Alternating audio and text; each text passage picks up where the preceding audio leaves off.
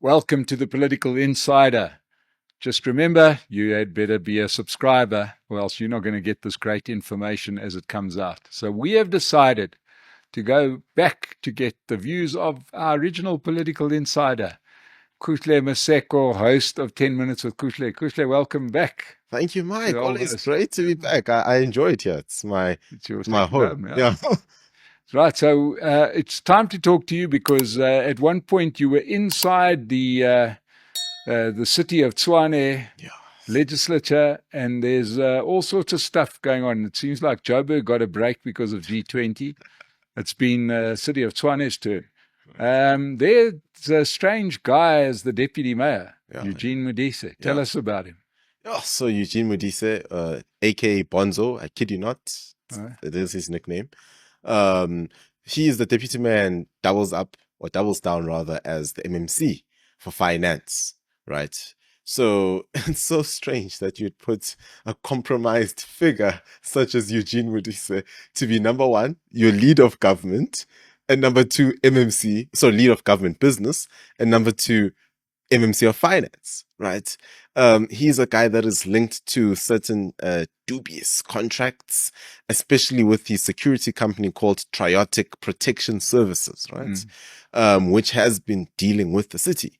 I mean, Eugene Modise has constantly over and over gone against the councillor's code of conduct in many ways. Right, this has been proven. Lately, we had a report from Ngube Incorporated, which was sitting on the speaker's desk, who the mayor also had access to, about Eugene Modise and his corrupt dealings. And the mayor has done nothing. She has kept quiet. In fact, she's just, I don't know what she's doing.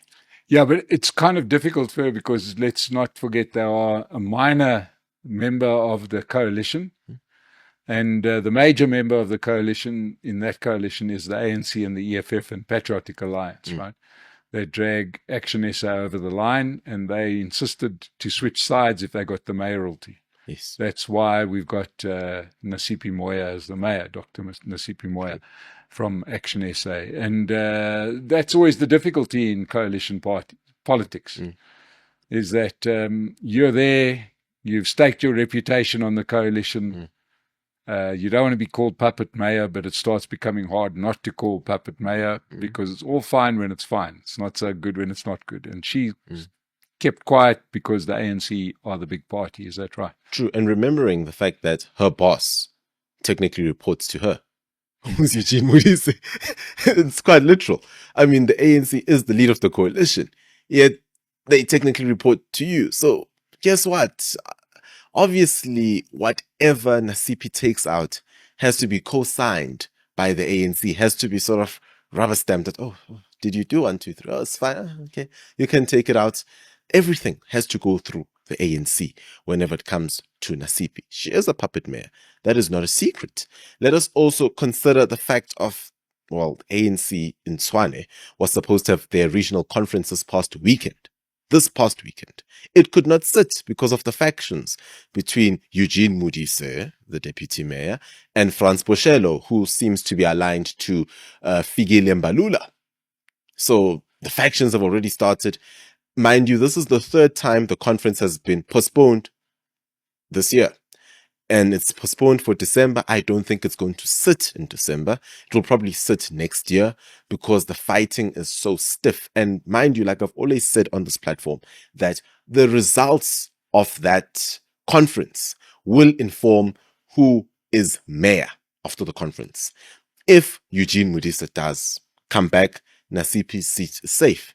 But if Franz Boshelo comes in, her seat is definitely not safe. Is that because Boshelo wants to be mayor himself? Yes.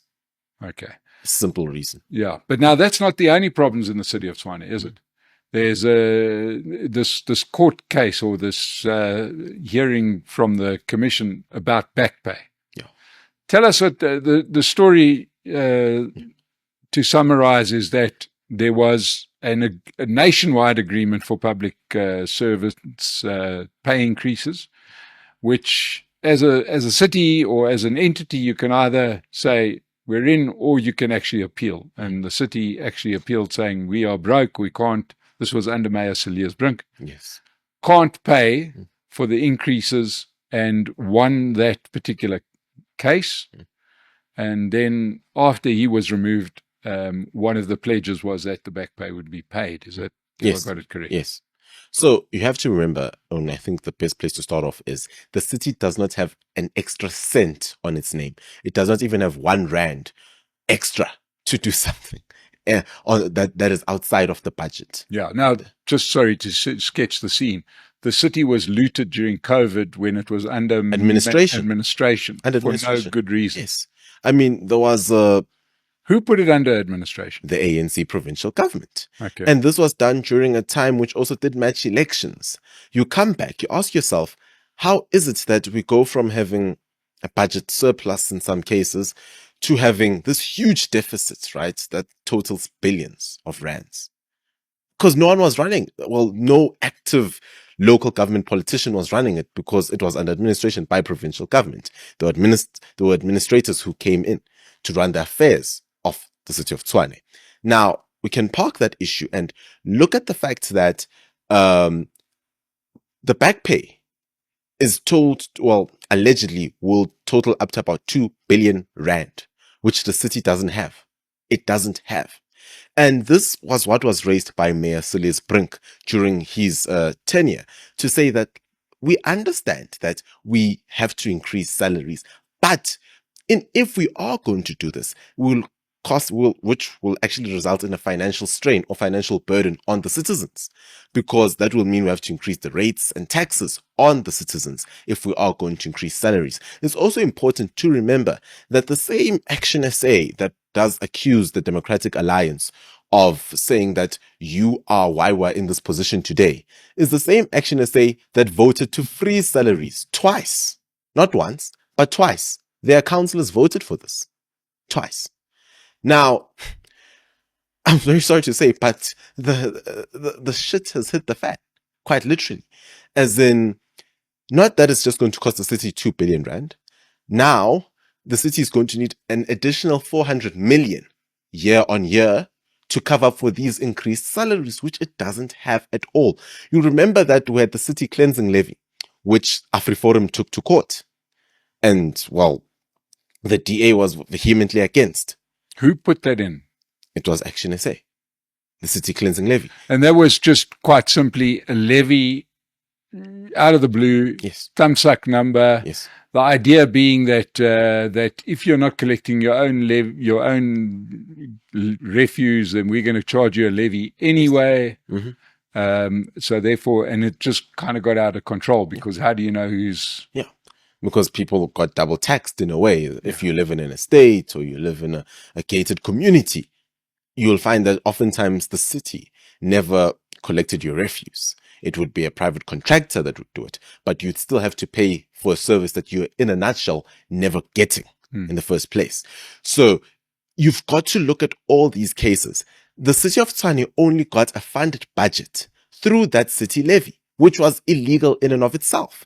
It has been taken to the High Court by AfriForum, which AfriForum won the case, by the way. And then the city of Tshwane decided to take it to the appeals court, where it's currently under appeal. And the city of Tshwane have actually gone back to charging the levy while it is an appeal, because you technically can charge it since it's being appealed. But the risk is when the result comes back and it says that, yes, this is illegal again, what's going to happen is the city of Tshwane will be forced to pay back all residents that paid that city cleansing levy. And it's going to pay back with money it doesn't have. The city of Tshwane is under serious financial burdens at the moment. We've got corruption allegations that are coming out. I mean, just recently, like as we're speaking about earlier on, the Triotic Protection Services has costed the city of Tshwane 170 million rand. The whole saga on its own has cost the city of Tshwane 170 million, which it doesn't have. So it's not looking good. All the, superficial stuff that Mayor Nasiphi Moya goes around portraying is not what's happening on the ground. You've still got water issue. Residents of Hammanskraal are going into their second or third Christmas, if I'm not mistaken, without clean water year on year. According to the last administration, if my memory serves me correct, which ActionSA was part of, and I was still in ActionSA back then, Hammanskraal residents were meant to have clean water by now, according to the timeline. That timeline has just been thrown away. No one is focusing on the timeline. Now we've got salary increases that are coming up. And just as a parting shot on this point is, you will remember that many ANC-run municipalities often have salary increments that are way higher than inflation. The City of Tshwane once had a salary increase of close to 18%. Close to 18%. At a point in time. So people's salaries, I mean, you're one day earning 1 million, next year earning 1,180,000 rand. Nice work if you can get it. And wow, so there's a lot of court action going on right now, which could really change things up in City of Tshwane. And this is ahead of what is going to be quite a contested election in next year's local government elections, isn't it? Yes, it is. It is. What is the current layout in terms of the sort of percentages in the parties? So currently, the DA predicts that it can get close to 40%, 40 to 45. That is the target. And it's not shocking because the DA has achieved 41% to 42 back in 2016. So it wouldn't be too difficult to imagine. But also the ANC is in decline. MK is coming up. The only thing that is going to stifle MK's growth in the City of Tshwane is the lack of Zulu voters, quite honestly speaking. EFF is struggling to hold its ground, especially in the townships.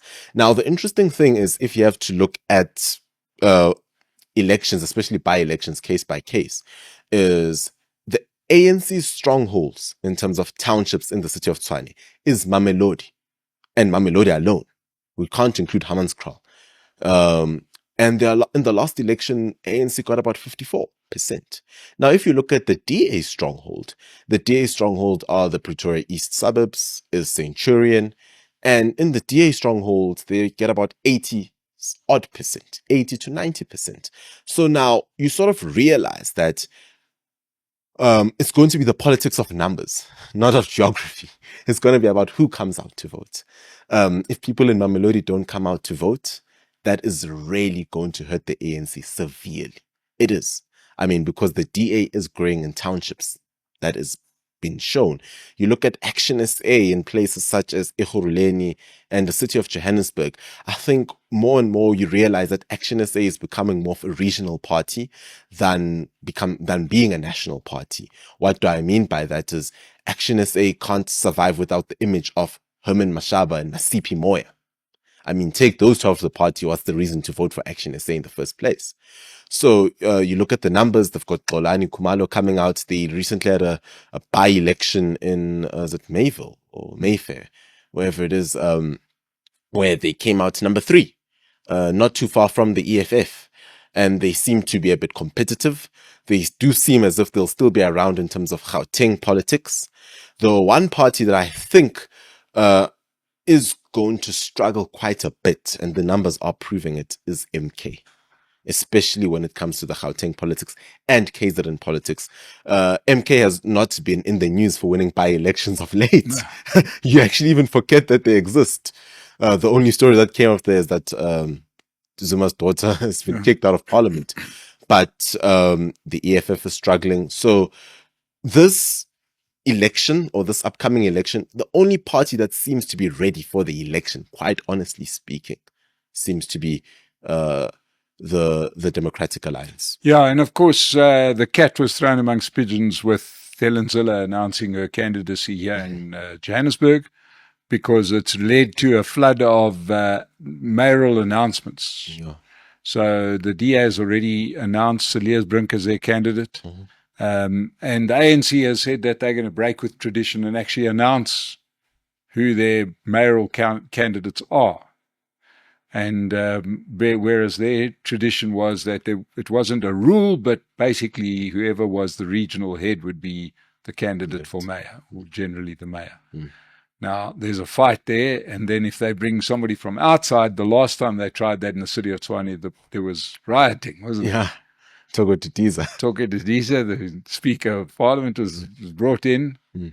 and very, very unpopular with voters to bring somebody in from the outside. Yeah, no, definitely.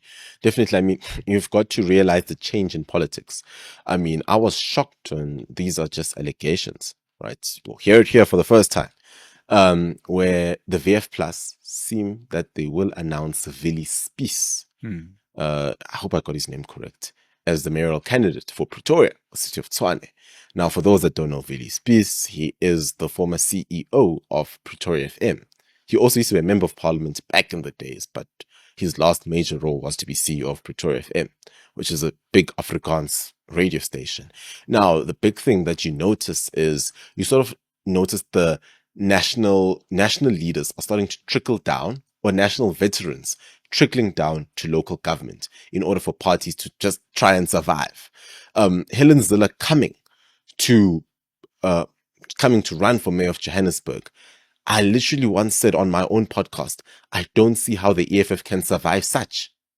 I would actually even think the EFF would want to make a call to make Julius Malema mayoral candidate, because why would you have him just sitting in parliament? At least become mayor, become more effective, be in government, you know?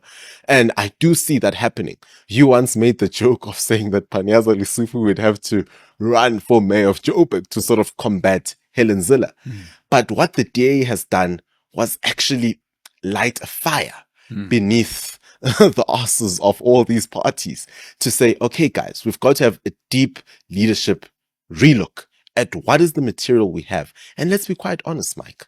The material that we have in local government is people that say they want the blood of a boer. That's Obakeng Ramuburu, the EFF leader of Tshwane. That is the material that you have. You've got the material of Eugene Modise, aka Bonzo, someone who is involved in dubious contracts. You've got the material of people like Dr. Nasiphi Moya, who took money. She literally got money for a trip that she never went to. And well, she said she'd pay it back. She seems like she did. She got overpaid at a point in time, close to 270,000 rand. She has to pay that back. But the bottom line is she took it. She took the money. These are the leaders that you have, the shameless leaders that we have in local government. Dada Murero, people that can say, don't expect too much from me. The bottom line is the DA has brought a candidate who was recognized as the best mayor in the world at a point in time. A lady who has done so much for the Western Cape. Now she's coming in, she's running for the mayor or for the mayoral chains for the city of Johannesburg. Do we think that parties like ANC, who still want to remain relevant, will still have a Dada Murero who says, no, please don't look at me as the guy that will improve things? No ways. Yeah. So it's going to be interesting. Now, just in closing, we've had some fun and games in another area that you keep a close eye on, and that's in the KZN area. We know that there's been big question marks over whether the KwaZulu-Natal government of provincial unity would hold, because that is a wafer-thin situation where one seat decides that, and it's available to the highest bidder, and that's the seat that belongs to the National Freedom Party, the NFP, which is an offshoot from the Inkatha Freedom Party. Yeah. And miraculously, somehow, they got one seat in the provincial legislature, which is now the swing seat, and they are cashing in literally and figuratively. They're available to the highest bidder. That's what you get when you vote for small parties, is you get somebody who's prepared to sell your vote to the highest bidder. But is that coalition going to hold? Because there's a motion of no confidence against the KZN Premier. Well, Mike, it's difficult to tell, quite honestly. And that is because on the mere fact of the dynamics at national level as well as provincial level. And that is because the MK has got about 37 seats. The GPU's at 41 seats, but that's 41 with the NFP. Yes. Now, and just to recap, the MK gets 37 of their own, yes, and 2 of the EFF, yes, 12. So it gives them 39. And then if the NFP has already said they aren't going to, they actually are the ones that are going to be voting with MK, which will make it 40-40. Right, 40-40. Now, in such cases, what happens is there will be constant revotes. There will be a revote because, and here's the real risk actually, before we get to even the revote, is the fact that ANC public representatives, there's never ever 100% attendance. I'll be honest with you. I mean, anytime you go to, whether it's be a council, legislature, parliament, there's always someone sick or someone mourning or someone on a business or party duty from the ANC. You know, they've never got a full house of attendees. So there is that risk that someone could be sick on that day, but trust me, they will fetch them from hospital if they are sick just to come and vote. So there will be constant revotes, and there will come a point in time where what will happen is there will be a coin toss. Yeah. I kid you not. There's going to be a coin toss to decide if the number keeps on being equal. Yeah. It eventually has to be decided through a coin toss, so it's going to be heads or tails. Yeah. I guess Zuma loves heads, but yeah. But now, just to go back to the actual motion of no confidence and the actual performance in KZN. Is there a problem with the performance of the provincial government in KZN?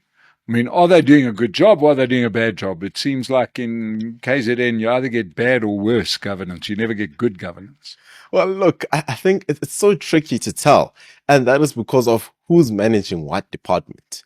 You look at the Department of Health is still run by the ANC. Nothing much will change there. I think they were actually the worst candidates to run the department. You've got... Listen, we've learned from the commissions, they are staying very close to health, because it turns out that they are shamelessly, happily looting money from hospitals. It's unbelievable. True.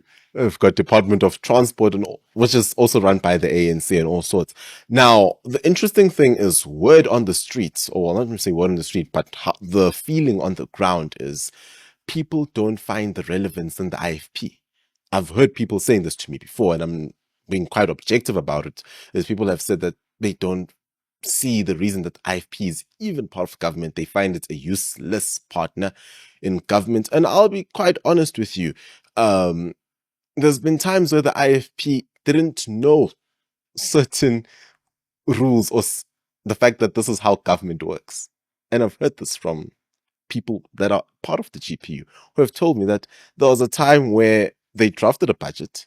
IFP agreed to it until they realized, oh shoot, you're actually removing some of the benefits from this budget. They didn't know that this is what was actually going on. So to an extent, their naivety is also good, but they don't belong in government. Same as the MK. But here's the important reality now. Here's the on a more serious note, the very important part is umkhonto wesizwe. The members themselves that are in the legislature and outside of the legislature have got a lot of interests in these departments. And a lot of that stuff has been blocked by members of the GPU. One such has been Francois Rogers. Francois Rogers actively wants to remove the monarchy's budget from the KZN budget. He says the monarchy should be its own entity that relies on itself, that generates its own revenue, and should not be taking any form of money from the provincial government, which I do agree with. Yeah. I mean, there's been a long-standing bribe in the KZN area. And you'll remember that also recently, another issue why there is this whole motion of no confidence and a big fight behind it. One of the reasons is the king requested for, was it a new mansion or a new house or whatever to be built? Was it in Umhlanga, allegedly? And the DA refused and said, no, we can't do that. There is no budget for such. You'll remember that the Department of Public Works, which is also run by the DA, has also had its own issues in terms of where the MEC, Martin May, who's doing a very good job there, he actually got a clean audit for the first time in many years. That department got a clean audit. What you call it, he said certain provincial assets are being used by people that shouldn't be using them because they belong to the government, but they're using them as if it belongs to themselves. People are being held accountable. Corruption is coming out in places such as the city of Msunduzi, which is Pietermaritzburg, for those that don't know. Zuma's relatives, his blood relatives, we're talking about nephews and nieces, have got links to government, links to contracts. They are benefiting huge time in places such as Msunduzi. The IFP, there's allegations of cash and guns being, stuffed underneath IFP municipalities up in the north. So when I look at this whole situation, at what's going on, it's literally a fight for power, a fight for money. MK can't sit too long in the opposition. They've got promises they've made to people. They've got big donors, mind you, who run mines in that part of the world. We're speaking about coal mines, who backed them and are waiting for their return on investment. Yeah. Yeah. So it looks like a complete and utter mess in KZN, and it's going to continue. It's been a complete and utter mess from the start. We must remember that the ANC bought originally King Zwelithini from the IFP. Yeah. And the tradition continues that Zulu King has always been for sale, and with him comes a lot of votes. So a real mess, something to keep an eye on, but it looks like something is going to change in KZN. Sure. How, just on a closing note with KZN, how is the Premier doing? What is he like? Well, okay, so I've met the Premier before a couple of times. He is an interesting character, you know. I do think he is, well, sorry to say, but he's doing the best he can do in these tough circumstances. He's been a Premier that has held his administration to account at times. I've seen it myself. He's a Premier that is much better than the last Premier. And much better than who was supposed to become Premier now, which was Boniso Duma. Trust me, worst guy you can have as Premier. He is a guy that understands how government works. He was Mayor before being Premier. There are a couple of projects that he has spearheaded. We're looking at a couple of tenders, which he has scrapped. There were tenders in the education department in terms of feeding schemes, which he has gotten a hold of and cut wherever there were illicit tenders. But I do think time will tell. He has only been Premier for 1 year now.